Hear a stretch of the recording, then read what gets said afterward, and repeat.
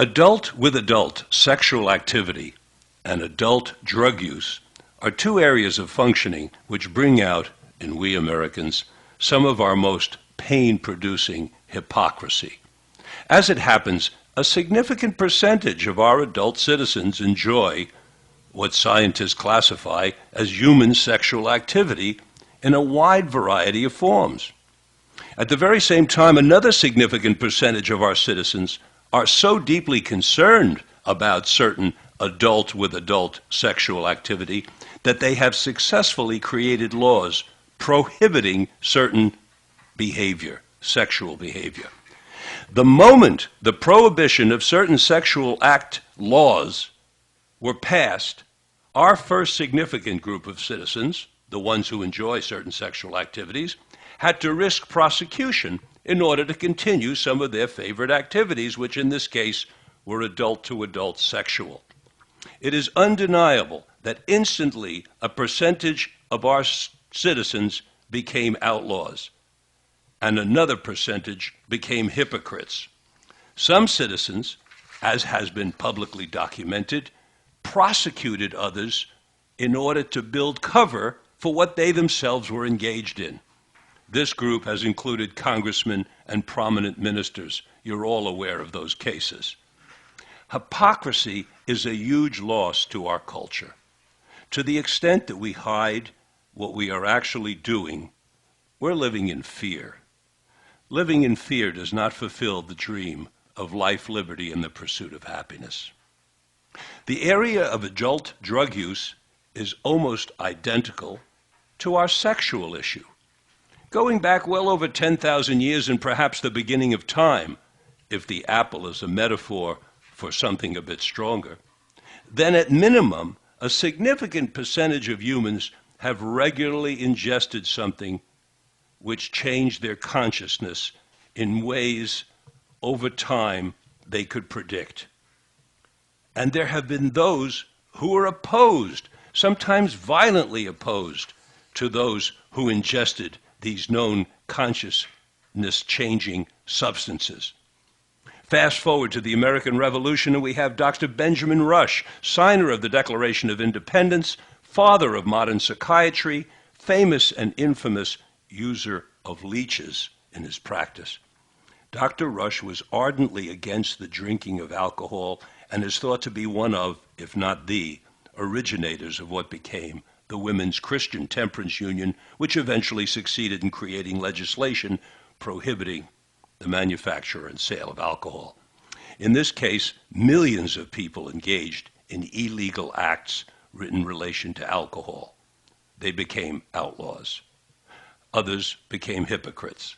A side piece of collateral damage was the escalation of power of groups of associated men, presently often referred to as cartels, which may be an elevated way of saying gang, who thrive on laws outlawing behaviors and substances. For these very laws create a monumental business for them by supplying whatever is not allowed, be it sex and or drugs. In fact, outlawing a product which tens of millions of people continue to use has financially fueled cartels, as they're called, all over the world. In 1935, Secretary of the Treasury Andrew Mellon, of the Mellon banking family, appointed his niece's husband, Harry Anslinger, to be the first director of the Federal Bureau of Narcotics. Mr. Anslinger is said to have gone on a powerful, racist-driven campaign against Mexicans, Chinese, and blacks. He also went on a virtual crusade against drugs. Physicians lost their licenses to prescribe heroin, cocaine, and eventually dentists lost their licenses to administer marijuana. My own father, a dental surgeon and Army colonel, had one of his licenses from the state of New York to be a license to administer marijuana. Eventually, Harry Anslinger went to the United Nations and, using the power of the United States, persuaded other countries to ban certain drugs. Countries were threatened with sanctions if they did not cooperate. I witnessed this in Israel years ago when I went there with a group of scientists led by Rick Doblin, the founder of MAPS. Some of you have heard Rick interviewed on this program. The chief of the Israeli Supreme Court told me that their government would like to engage in the research we were proposing on the use of MDMA with post-traumatic stress disorder, PTSD, but they could not do the research for fear of sanctions from the United States government. The fallout from Harry's war on people, purposely sanitized to be called the war on drugs, will be written about for many years to come. Presently, we are experiencing an opioid epidemic. This is a very different situation than we had with Harry's war on people. Our chemically dependent opioid users are not the easy targets of black jazz singers smoking marijuana and from Harry's certainty seducing white women, or stealthy Chinese laying in dens of iniquity smoking opium, or Mexicans with black tar heroin. Our opioid addicts are good old boys from the white middle class who began their opioid use with prescriptions from their medical doctors. And as their tolerances increased, their demand rocketed, and they turned to street pharmacies. Some graduated to heroin. Listen to these statistics. Cause of death, 2015. Cigarettes, 480,000 Americans. Alcohol, 88,000 Americans. Opioids, 37,000. Heroin is actually an opioid, an additional 15,000 for a combination of 52,000. Cocaine, 7,000. Just as an aside, suicide with a firearm, 19,000. Homicide with a firearm, 14,000. I should also mention LSD. How many deaths do you think there were from LSD in 2015 as compared to, say, alcohol, 88,000, or cigarettes, 480,000? LSD deaths in 2015, 0. How about marijuana? Deaths in 2015, 0. But back to the war on people. One group of people who were suppressed by Harry's drug wars were scientists. Scientists have not been allowed to do basic research on certain drugs for over 50 years. The suppression of science has resulted in millions of people being deprived, and I underline the word deprived, of medicines which have the potential to change their lives for the better. A small group of scientists persisted and over the course of decades were given permission by our government to do basic research on illegal substances. Most of these scientists have been interviewed on this program. The interviews, by the way, are on the Mind, Body, Health, Politics archive. Because this small group of scientists had the courage to risk their careers and possibly their very lives, some of their findings have made their way to the general public. For example, some of you know the interview I did with Roland Griffiths, Dr. Griffiths, who was probing results treating depression with psilocybin. Dr. Michael Midhofer successfully treated PTSD with the MDMA. And my friend Dr. Phil Wolfson is using ketamine for depression, just to name a few. Now something new has occurred. A very solid citizen, married, mother of 4, former federal prosecutor, law professor, policy consultant, and best-selling author, Ayelet Waldman, after many years of being treated with a virtual pharmacopoeia of legal prescription mood-altering drugs, has experimented courageously with the use of microdoses. We'll explain what that means, of the very illegal LSD. She did this to diminish the negative effects, you'll hear from her, of very unpleasant moods, to say the least.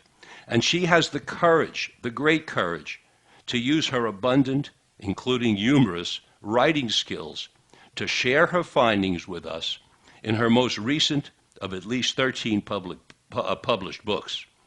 Her most recent, on microdosing, is called A Really Good Day, How Microdosing with LSD Made a Mega Difference in My Mood, My Marriage, and My Life. Welcome to Mind, Body, Health, and Politics, Ayelet. Oh, it's a pleasure to be here. I have to correct you about one thing, however. I was not a federal prosecutor. I was a federal public defender. Two very different things. Two very different things, and I apologize. I said okay. corrected. A public defender, very different things. Ayelet, you've had great courage in both of the areas I described in my introduction. You've had this great courage to publish this book about the microdosing, which is going to be our primary discussion topic today. Mm-hmm. But you've also done, in my opinion, some very courageous work in the other area I described, and that's human sexuality. And I hope that we'll get a chance later on in the interview to discuss your advice to newlyweds as described in your article, Embrace the Quickie. Well, you did a deep dive into the internet to find that one. Wasn't that one in Brides magazine? I found it in several places. I was so impressed. I believe that article makes as significant a contribution to our culture as your book on microdosing. Oh, well, thank you. I think it's very important, and I hope we get to it today. Great. Okay. Give us some background. We know who you are. We know you're a solid citizen. I know that. I know you're the mother of four. I love how you describe how you're walking around in your gym clothing and you're a regular gal and so on. And then give us some background on how this came about. Well, after I was a federal public defender, I became a law professor. I taught criminal law and constitutional criminal procedure at Loyola Law School. And then when I moved up to the Bay Area, I created a seminar called The Legal and Social Implications of the War on Drugs. And for 7 years, I taught initially on my own and eventually with another person, Dan Abrahamson of the Drug Policy Alliance, a seminar that addressed exactly what it says, the various legal and social implications of this current war on drugs that you explained so beautifully in your introduction. And so I knew a lot about drug policy, and I knew a lot about drug policy reform, but what I didn't know so much about was psychedelic drugs, and I really wasn't very curious about them. I'm not someone who's particularly interested in recreational drugs, though I, smoked a little weed when I was younger. The drugs that I've used have always been for therapeutic reasons. And but when you teach law and when you're a writer, books sort of show up in your house all the time. I mean, every time I open the mailbox, there's another pile of books. And a book showed up in my house, and I don't honestly know if I bought it or if it was sent to me.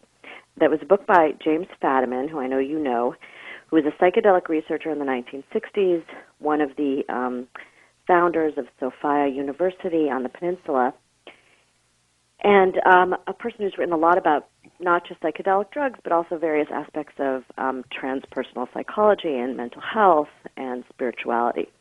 And this book was called The Psychedelic Explorer's Guide. And frankly, when it first arrived, I wasn't particularly interested in it. I'm not a psychedelic explorer. I'm not anyone who has any interest in that at all, frankly.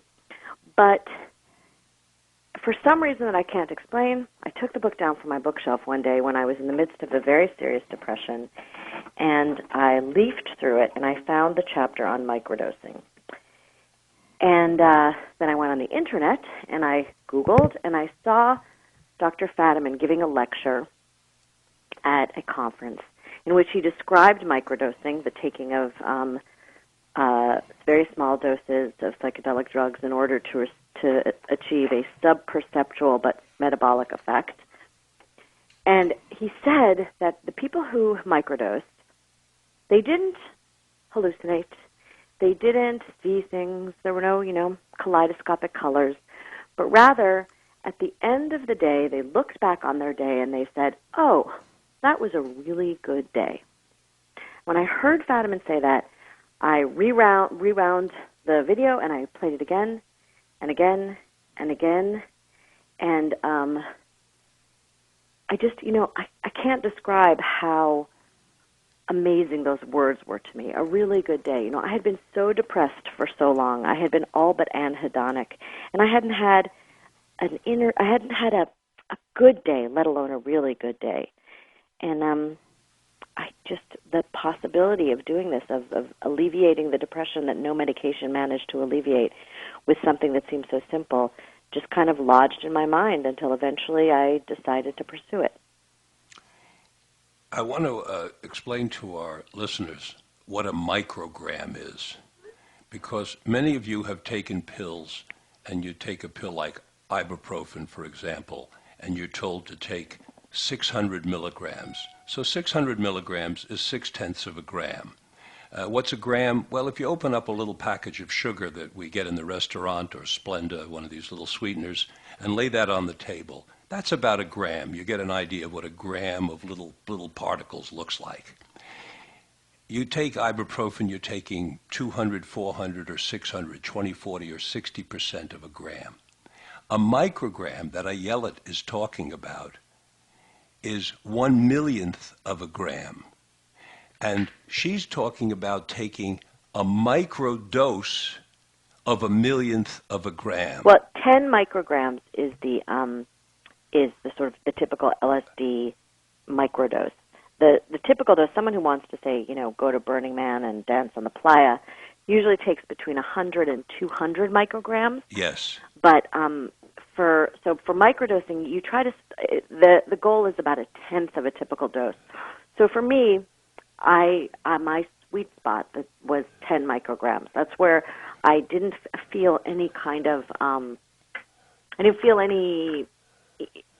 what I tell people is if I slipped you 10 micrograms of LSD, you would never notice, you wouldn't feel anything, you wouldn't notice anything. But at the end of the day, you might look back on your day and say, oh, well, that was a really good day. That was a really good day. Now, to begin with, you are, by everything I've read about you, certainly an outspoken person, but a very solid citizen, public defender, law professor, mother of 4, published author. How did you feel about doing something that is so illegal that literally, I mean, most likely not, but you could go to jail for it? Yeah, you can go to jail for it. In fact, I hired a law firm to help assess my potential exposure when I decided to write the book. And we figured that even though the statute of limitations for the possession of LSD is 3 years, and I'm comfortable where I reside in that statute of limitations, the potential exposure I was looking at was about 3 to 8 months if someone decided to prosecute me. But here's the thing about that, and this is why I wrote the book. In this country, drugs are not prosecuted, people are prosecuted. Yes. Drugs are not criminalized, people are criminalized. Yes. As you so eloquently put in your introduction, from its very inception, the war on drugs, as begun by Harry Anslinger and sort of as amped up by Harry Anslinger, and then through Nixon and Reagan and Clinton, that has always been a war directed at very specific populations, at people of color, at Mexican Americans, at Chinese Americans, and then eventually, with the most ferocity of focus, at African Americans. Yes. So the sad truth is that in this country, the person least likely to be prosecuted for using drugs is a white person, and a white woman like me, a woman of means.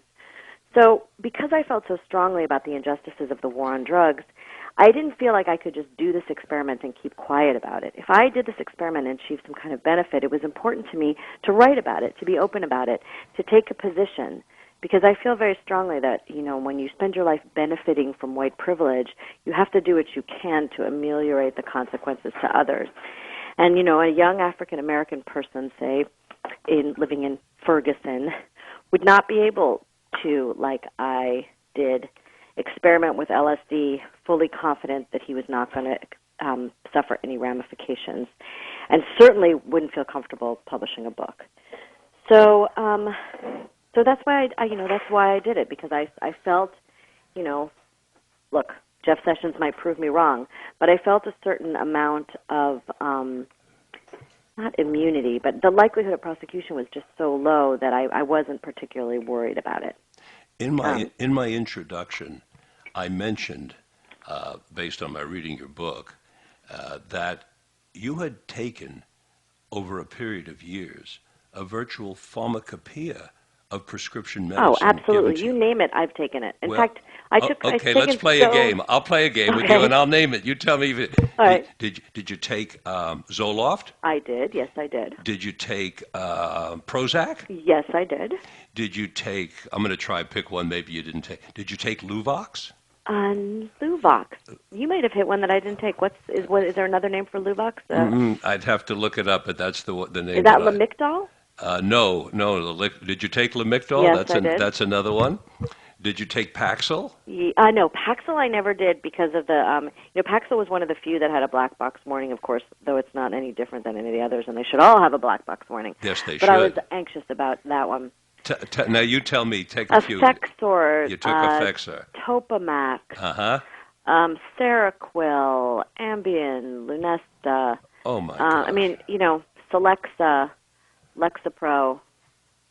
I could go on. I've taken so many. I've been prescribed so many. Then I forgot the whole other class: Adderall, Ritalin. I've been prescribed so many drugs that when my friends are prescribed drugs by their psychiatrists, or nowadays, which is even more troubling, by their family care doctors who somehow feel like they have the expertise to prescribe drugs that they think are mild but are actually have serious consequences and side effects. Very serious. Very. People will call me and ask me for the side effects and for the sort of drug profile because they know. But rather than even Google it, it's just faster to send Ayelet a text. Incredible. Let me be clear, though. For the vast majority of the time, none of those drugs worked or didn't work particularly well. The period of time when those medications worked for me was when my diagnosis was adjusted by a physician who had trained with the Women's Mood and Hormone Clinic, which was first at UCSF and eventually moved to Stanford. And the link was made between my mood cycling and my hormones. And my diagnosis was changed from bipolar 2 or 3 cyclothymia to PMDD, premenstrual dysphoric disorder, which is, for the layman, really, really, really intense PMS. And for quite a long period of time, the treatment that we developed, my psychiatrist and I, which is a very common treatment for this disorder, was 1 week of SSRIs, antidepressants, taken right before my period.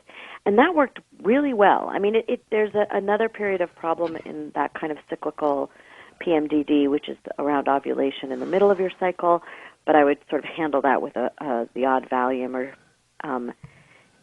there's more drugs that I've taken, or Ativan. But you got the benzodiazepines all as those well. Benzos.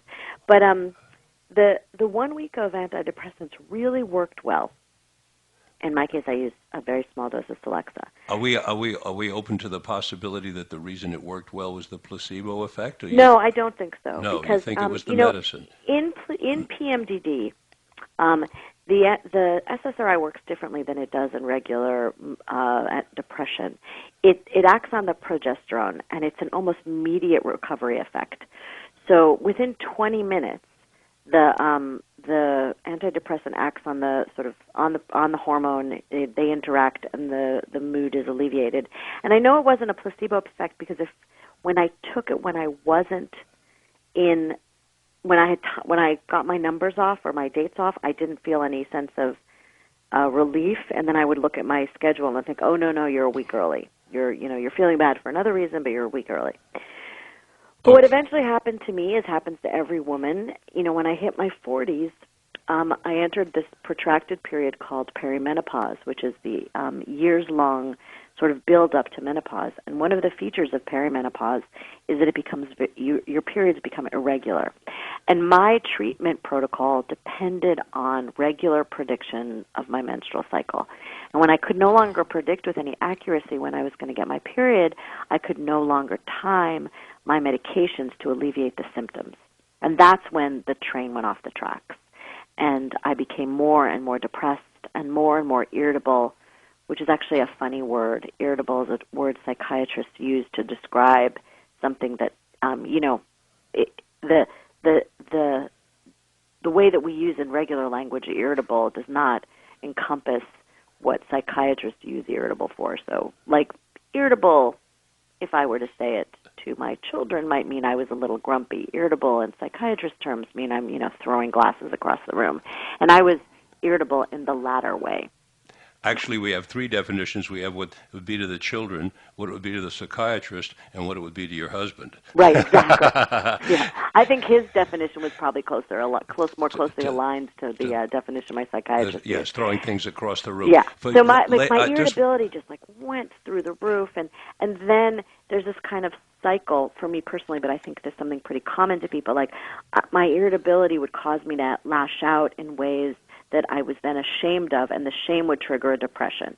So it was this constant cycle of lashing out, shame, depression, lashing out, shame, depression.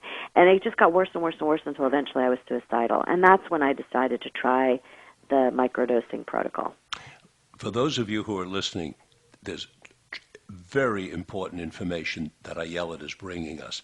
You hear her saying that she took a pharmacopoeia of mind-altering prescription medicines. You heard some of them that she described, including the SSRIs, including benzodiazepines, and including the stimulants, Adderall. You heard that. She's saying that none of those were particularly effective enough for her, with one exception, and it's important to hear the exception.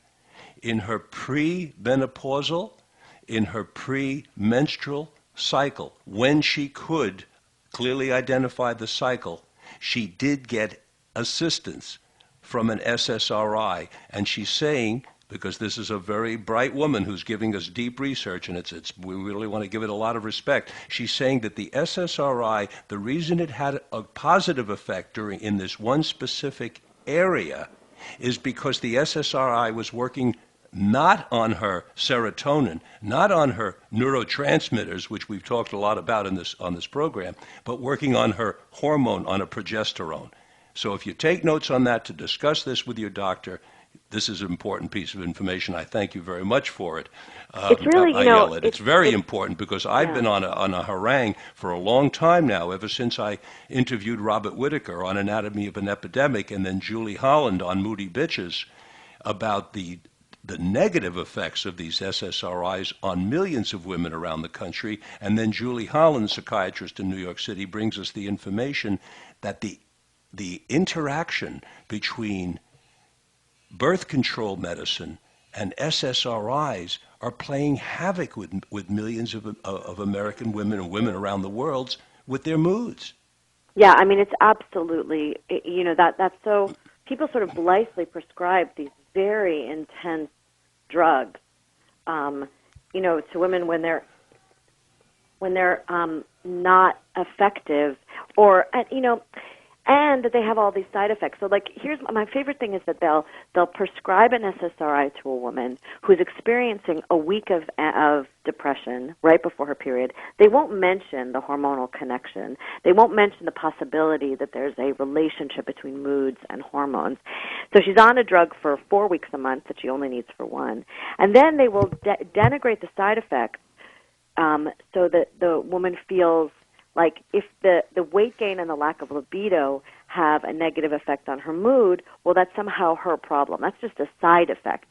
I mean, how is if the weight gain and the suppression of libido are as much of an effect as anything else? I mean, why we consider those the side effects and the other, theoretically, the effects is a mystery to me. Another piece of sanitized political terminology. There's no such a thing as a side effect unless you get something that only happens on your side. It's a total effect to the human being when you gain weight. You can imagine someone prescribing Prozac as a tool to gain weight. Definitely. I've had patients gain 40 pounds. We're not sure what this is going to do for your mood. For some people, it alleviates depression. For others, it doesn't. But we know that everybody gets fat. Definitely. Definitely. Wow, side effects. Okay, so we're now going to move a little bit forward. You've tried all these things. You do have some relief from an SSRI during the particular menstrual aspect that you've described, if you can identify when your period is coming, but it gets erratic. And then you read Jim Fadiman's books. By the way, folks, if you want to hear my interview with Jim Fadiman on the Psychedelic Explorer's Guide that Ayelet is referencing, it's on the archive. You can hear it.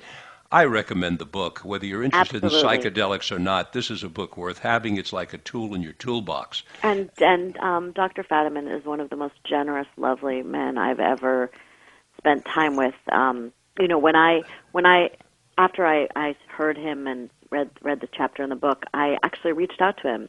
And I never thought he would call me back. I assumed he would be inundated with calls from people in similar distress. But not only did he call me back, but he actually talked to me and helped me understand, helped to ease my concerns about LSD. I had a lot of biases against psychedelics. Like I said, I knew a lot about drug policy and drug policy reform, but I didn't know a lot about psychedelic drugs. And I was under the misapprehension that people overdosed on LSD, that people had developed LSD psychosis, all of these things that were mythology stemming from the prohibition of LSD in the 1960s. And he helped launch me on this period of education that I engaged in before I microdosed. I read all of the research I could get my hands on about LSD. I read both medical and scientific research and also anecdotal and then more sort of spiritual, theoretical research to make sure that I really knew what I was doing before I tried this experiment, which I think is really important.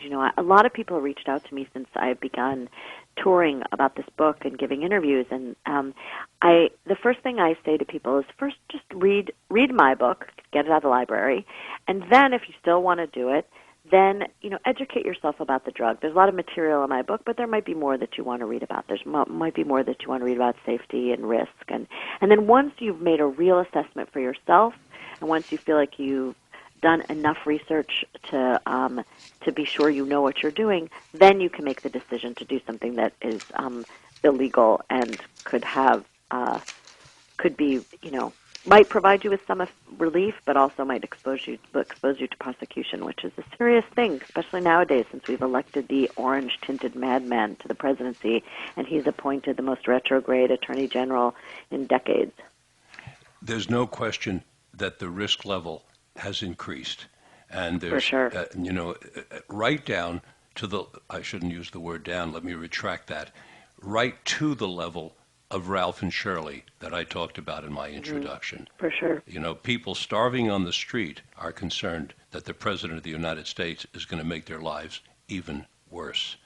That is very serious, folks. By the way, our guest today is Ayelet Waldman. We're talking about her most recent of over 12 books. It's called A Really Good Day, How Microdosing Made a Mega Difference in My Mood, My Marriage, and My Life. It's published by Knopf. I'm sure if you just Google Ayelet Waldman, you'll find it, and you want to read this book.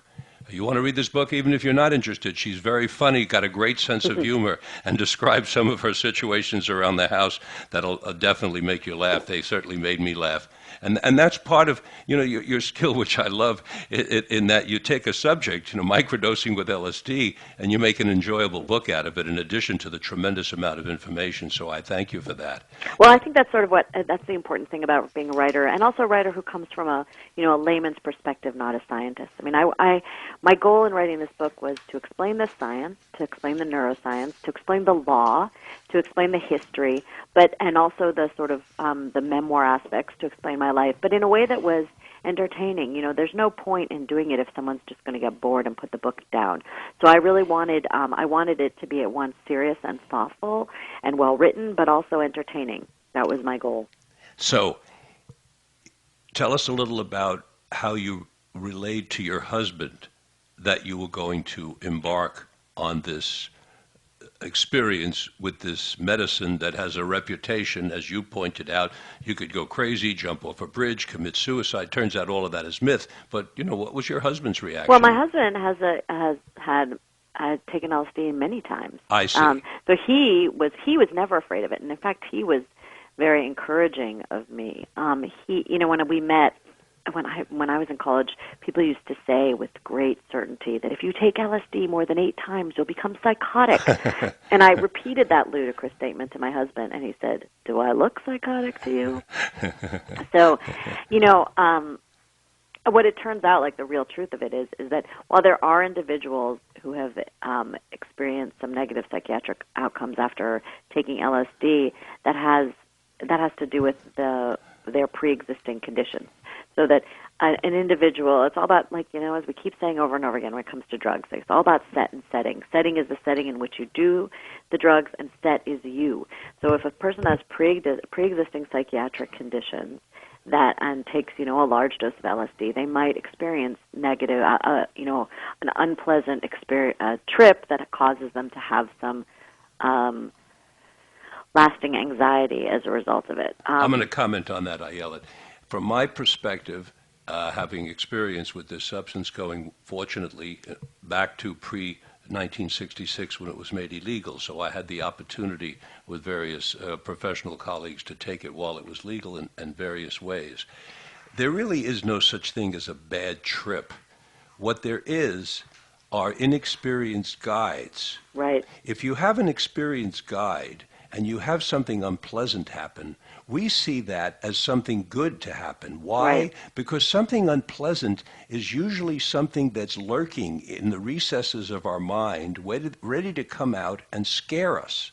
Mm-hmm. And so when it does come out in a proper setting, it's an opportunity to heal that underlying unpleasantness so that no longer will have any power. It's Absolutely. An opportunity to get right into it. So when a person's having something negative, we might say, go further into the negativity. I might hold their hand. Somebody or the guide might hold their hand while they're doing that. And then get in deeper into this negative until you come out the back door and heal it, and that's the end of its power. Well, that's why we see such positive results from MDMA and also psilocybin in treating PTSD because of that exact thing. The research shows that PTSD is a disease in a sense of memory. I mean, it's the memories get tied to intense physical responses and anxiety responses.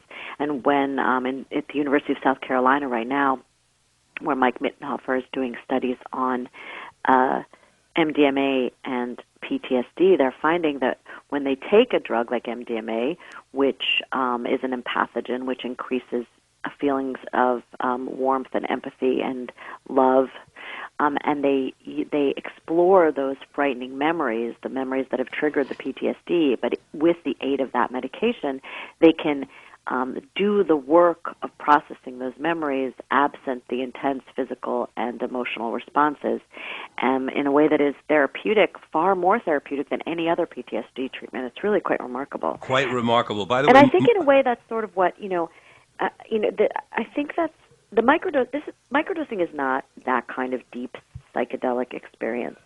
But I did this 1-month experiment, microdosing, and when I reflect on the experiment, and the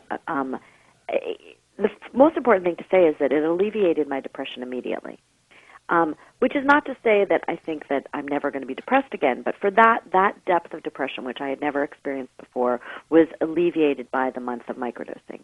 But I think that's enough to make you cry. I mean, yeah, it really? certainly was enough to make me cry and Definitely. my family. I mean, it was very dramatic. It was one day to the next. But I think the most important effect in the long term for me was that it allowed me room and space. When I was microdosing, I was less reactive. And the thing about being reactive is that there's a negative stimulus, you react immediately, and then as I described earlier, there's this you lash out, and then there's this shame spiral that leads to depression.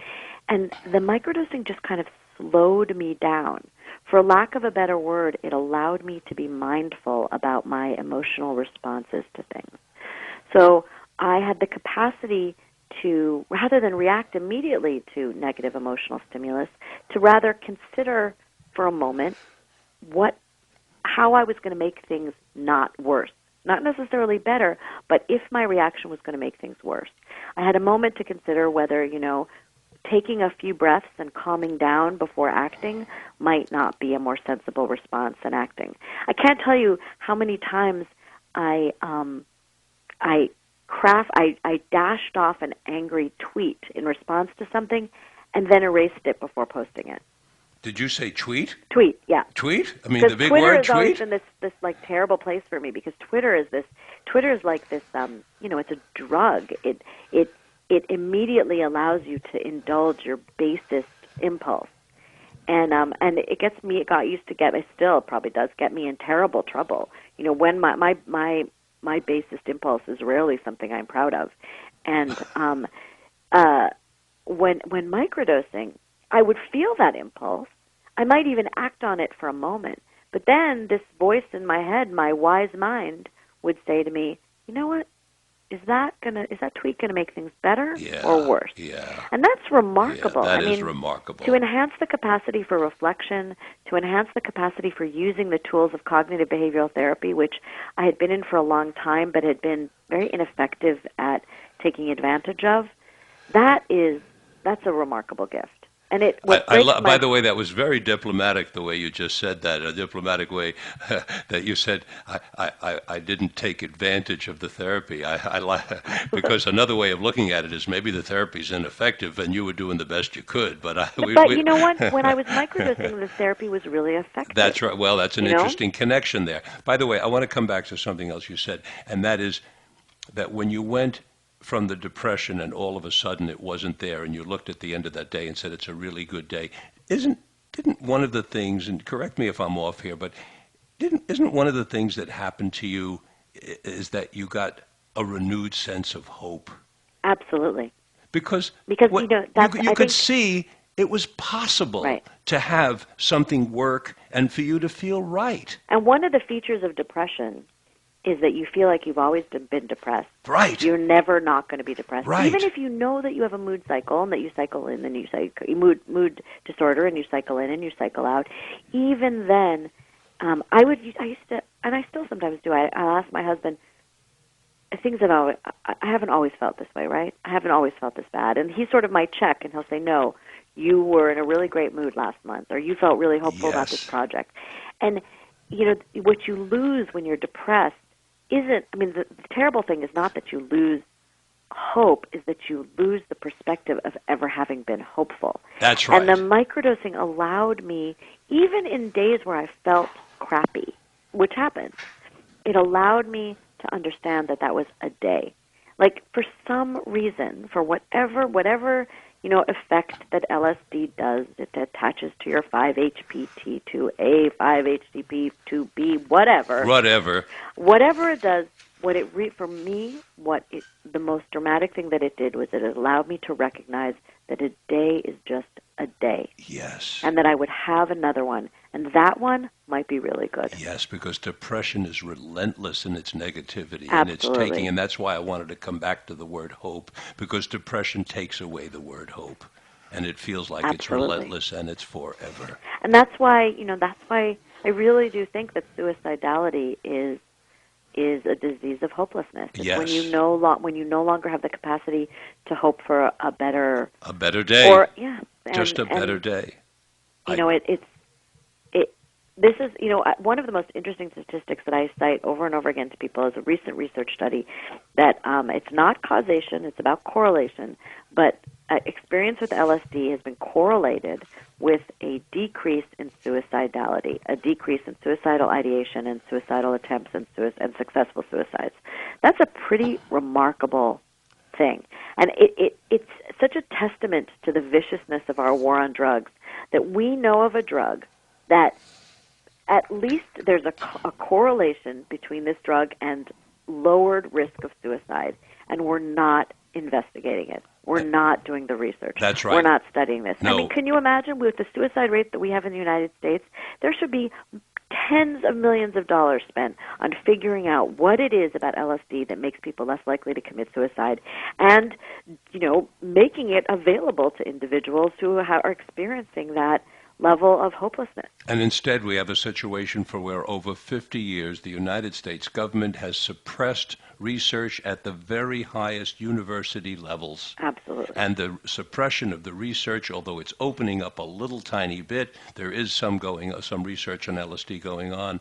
It's very unfortunately still being oppressed, and it's being oppressed for totally irrational, unscientific, sometimes racist, sometimes religious reasons, and that's what we have to live with. It's very sad, and it's only going to get worse. We saw a recent uptick in these. I'm sure you said in your intro you've had some of these researchers on. There's been research at NYU, at UCLA Harbor, at Johns Hopkins, on Roland Griffiths. Yeah, exactly, on the effectiveness of psilocybin, which is, very similar to LSD. Well, the big problem with it, the issue with psilocybin is very clear right now, and that is Roland Griffith showed one administration of psilocybin, 1 year later, testing and pre-testing, 1 year later, the positive effects on depression still lasted. What that says to the pharmaceutical companies is, hey, they've got a medicine you can take once for a year. What's going to happen to our medicine? What's going to happen to our medicine that you have to take 365 days a year? We're going to lose out market share. Exactly. And that's what we're dealing with. Yeah, okay. The connection between corporate interest and the criminalization of drugs is, I mean, you say, my father's an old Trotskyite, and so I've always. It's funny you mention that. I was to, just thinking of Karl. I swear, just at that moment, I was thinking of what Karl Marx would be saying about what you just commented on, because capitalism is behind a lot of what we're talking about here. And it's so funny because I'm so loath to speak in those terms because of my dad. But, it is unavoidable. The connection between the might of the pharmaceutical industry and drugs like MDMA, like psilocybin, which you cannot patent. There's just, it doesn't, obviously there's a connection, and obviously there's a reason that our Schedule 1, I tell people Schedule 1, a Schedule 1 drug is a drug that has no medical usefulness and is exceptionally dangerous. So what are some of the drugs on Schedule 1? Heroin. We know that, opioids have medical, we use opioids all the time for different pharmaceutical applications. But yes, anesthesia. I would argue that heroin is exceptionally dangerous. Something like 24 to 25% of individuals who use heroin go on to abuse it and or to develop a dependency, and nowadays that often means they end up dead. But 7,000 a year compared to 480,000 from cigarettes and 88,000 from alcohol and 0 from LSD. Right. So, but nicotine, for example, that's not on that schedule. So let's think about that. Like the statistic you just cited. No, we know. Or what about marijuana? You find me a person who's ever in the 1,000-year history of consumption of marijuana ever died. No, we have 0 deaths. Yeah, but that's on Schedule 1. It's madness. I'm going to cut you off here because I promised myself that I'm going to talk to you about something else. We have 10 minutes left, and I do want to get into it. Okay. Folks, read Ayelet Waldman's book, Microdosing. A Really Good Day is the name of it, How Microdosing Made Make a Difference in My Mood, My Marriage, My Life. You'll enjoy the book whether you're interested in this or not. I did get one question here handed to me that I want to ask you about LSD, and then we're going to go on to embracing the quickie. We're talking about microdoses. We're talking about a millionth of a gram.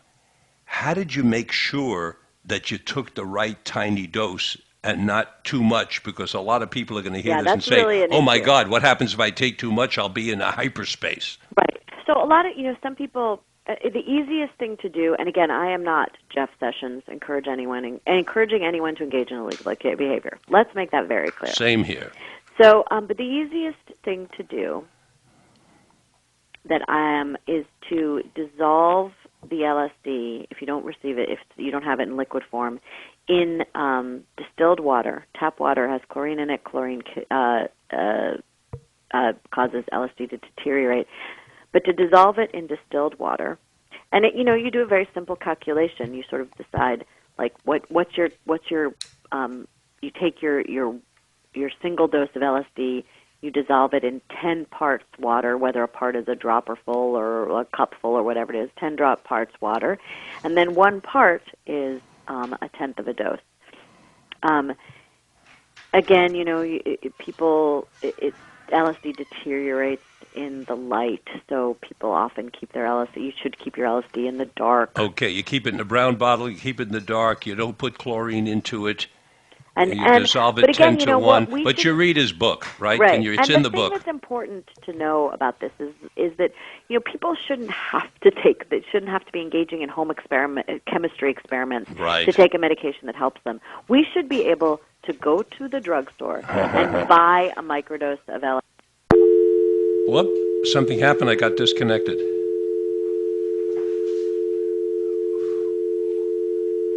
Just got a dial tone, nothing else. Please help.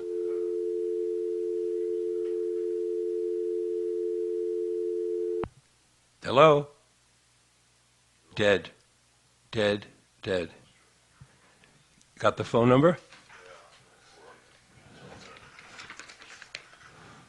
Ready? 510-654-6804.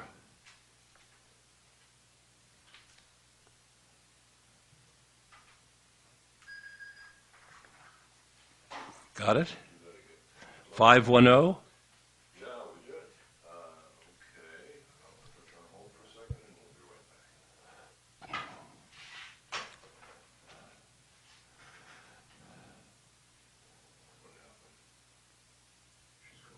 Again? Hi. Hi. So we're going to let go of this topic, Great. a really good day, and I'm going to tell a little story to introduce the next part. Great. Ayelet's having a wedding in her living room. She's got this beautiful young couple. She has her 4 children, her husband. I don't know how many other family members are there. In her words, I turned to the flushed and joyful faces of the bride and groom, and from the vantage point of 18 years of happy marriage, gave them all the wisdom I had. Embrace the quickie. Tell us about embracing the quickie, Ayelet. Well, first I should tell you who that bride and groom were, because it's kind of exciting. Okay. It was Neil Gaiman and his wife now, Amanda Palmer. Neil Gaiman is a best-selling writer. I think his book is right now number 1 or number 2 on the New York Times bestseller list, author of American Gods, and Amanda Palmer his wife is a musician and singer, initially of the Dresden Dolls, but now on her own. So Amanda and Neil were getting married, and Neil had been married before. So, but that is the advice I give all newlyweds, be they 25 or 45, because I feel like lots of things conspire to make couples lose intimacy and lose particularly sexual intimacy. And, this is especially true if couples have children, whether they be straight couples or gay couples. When you have children seem to me to be these, very effective intimacy destruction tools. They crawl into your bed just at the wrong moment. They make you exhausted. So I think that you have to sort of go out of your way to keep the romantic, intimate, sexual part of your life alive. And I find that that if you turn sex into this thing that takes, when you're young and you have all night, that's exciting and wonderful and magical. But when you have a baby, say, or another kid, or even when you have just the demands of adulthood, taking all night can seem daunting. And, there might be vacations where you have that kind of time, but you don't actually, mostly in your day-to-day life, have the luxury of embarking on a 4-hour experience and losing 4 hours of sleep. So I always say that sex is a shortcut to intimacy. That's what it is. I mean, it certainly has been in my marriage. It doesn't always act like that, but it can be, especially if you're in a loving, committed relationship. And if you allow yourself to have that shortcut in small doses, you will get the benefit of the intimacy without it seeming like such a daunting task. I mean, you can do anything for 10 minutes. You can do anything for 5 minutes. So if you say to yourself, all right, I'm going to get my night's sleep, but I'm just going to have this 5-minute experience, I promise you it will end up enhancing your relationship. Now, I want to tell our listeners why I came to this today, in addition to your book, Really Good Day. And the reason is, this is what Ayelet is saying here is radical, and it's different from what most of the therapists in the United States are saying. So often you hear from people as well as therapists, you got to work out the feelings first, and then you'll be able to get into bed. And if you have feelings that aren't there, or this or that or the other thing, you won't be able to have sexual intimacy. What Ayelet is saying, even though she agrees, and you'll see it in her article, that she loves a foot massage, a back rub, French kissing, and all that, she does. She's not against any of that. She's saying take it when you can get it. And I agree with her. Yeah, I totally, absolutely. after 50 years of working as a clinical psychologist, I fully agree with her. Take it where you can get it. A quickie does count. You don't, and not only that, where I think Ayelet is so right, is I think these little quickie intimacies, can transcend these so-called terrible feelings because you said, I said, she said, I did, you did, and all those little petty things that we fight about, because you're intimate, you're locked into it. And that, it's in a sense, it's so funny because, people always wait till they're in the mood to have sex, and I get it, but the wonderful thing about being a woman, frankly, is if you want to wait until you're in the mood, you can, but you don't necessarily have to. And that's why I always feel like, for me, it's a lot like writing. I don't wait for the muse to hit. I just get to work every day. And eventually the muse does hit and everything goes wonderfully. And sometimes it doesn't, and maybe it's less than wonderful. But I always got my work done. And you get something maybe that's done. what gives me the capacity to do that in intimacy as well, even though, when my libido is shot by breastfeeding. And I just say to myself, let's just get to work and see what happens. Let's just get to work and see what happens. Let me stop you right there. It's a great place, Ayelet. Did you hear what she's saying? Give it a try, folks. What do you have to lose? Are we telling you to put some kind of knives under your toenails? No. Give a quickie a chance. Read Ayelet's book. Take a look at Jim Fadiman's book. Thank you so much for being with us today. Real pleasure. I know you've got to get to a plane. Thanks for being with me. It was Sorry a real about pleasure. the technical problems. No I'm glad worries. it was good. It was a delight to talk to you. Have a lovely day. And I look forward to meeting you and your husband sometime. If you get up to the coast, give a jingle. We'll have you over the house.